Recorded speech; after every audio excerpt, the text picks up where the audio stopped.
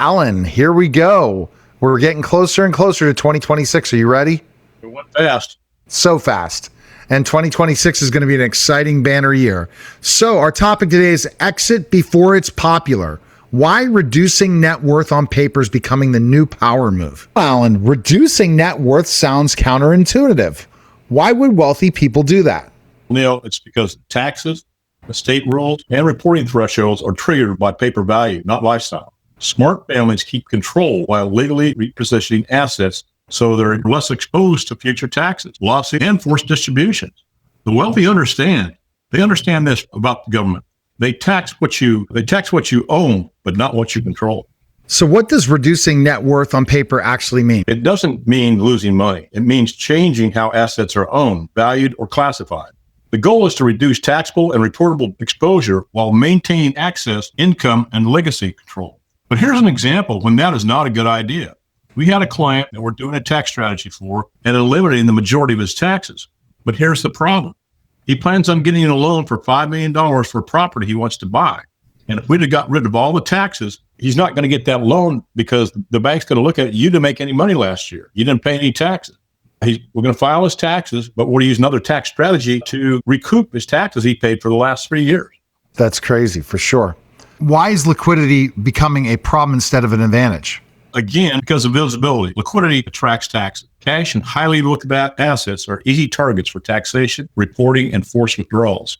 Liquidity, when structured correctly, provides time, flexibility, and protection. 3 things the wealthy value more than convenience. So that's why sometimes some of their things are tied up, their money, even though they're very wealthy, because they'll have to go to, let's say, a cash value life insurance policy or something else. They don't just have it right there in the bank. If they've got a cash value life insurance when properly structured, they can become their own bank. They'll never have to go to the bank again. I haven't gone to the bank, Neil, in over a decade and a half. How do estate taxes and capital gains collide in the coming year? Rising asset values combined with shrinking exemptions create a double hit from estate taxes of death and capital gains during life. And without planning, families pay twice on the same wealth, once for owning it and then once for transferring it. President Trump's taken care of a lot of that stuff, especially for farmers. We've lost near farmers in the last years because of estate tax. These farms have been in families for years, but when the first person dies, the family doesn't have to have enough to pay the taxes on the estate, and so they lose it. It's terrible. Who needs to hear this message most right now, Alan? Any business owner approaching exit. What I mean by exit, and I ask business owners this. I said, when you exit or when you sell your business, do you want to pay capital gains taxes or get a tax deduction? Of course, they all want a tax deduction. And then what do you do? How do you do that, Alan? It's not how I do it, it's who I know, and they're on my team. But professionals with high income and growing investment portfolios and families who think their wealth is simple, complexity isn't the risk anymore. The visibility is. And with the new AI products, systems that they have, it's unbelievable what's been uncovered, the fraud that's been uncovered. I can go down the list for probably half an hour of things that this new AI is doing. And is that the IRS AI you're talking about? Anything out there now, Neil, because you can adapt AI to most anything. But it's been like the Department of Government Efficiency. Look at all the fraud that they found out when they realized that where all this money was going and no accountability for it. Exactly. Now there has to be accountability for everything that's set out there.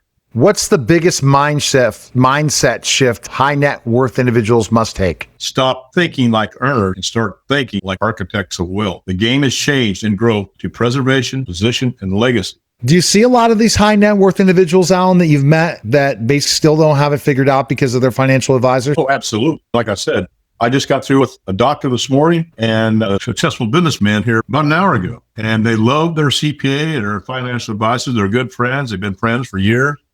And I asked him, same question I asked them all. I said, when's the last time any of them ever gave you any proactive advice in saving taxes? Never. And I told them, I said, you may have the greatest advisors in the world, but it's what they don't know that's going to end up costing you hundreds of thousands, if not millions of dollars per year in undue taxes, fees, and lost opportunity costs. And Neil, they all agree with me. But wow. They got it. They're loyal. And I said, okay, does that loyal pay your mortgage? Does that create a legacy for your family? Especially, so that tax calculator of yours, Alan, really is an eye-opener. Well, absolutely.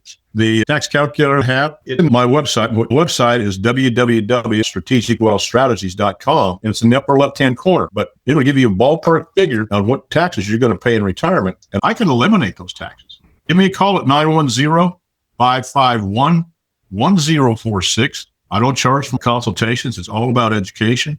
Or you can email me. In fact, on my website, you can go to my Calendly link and set up a meeting with me. Or you can email me at strategicwealth@gmail.com.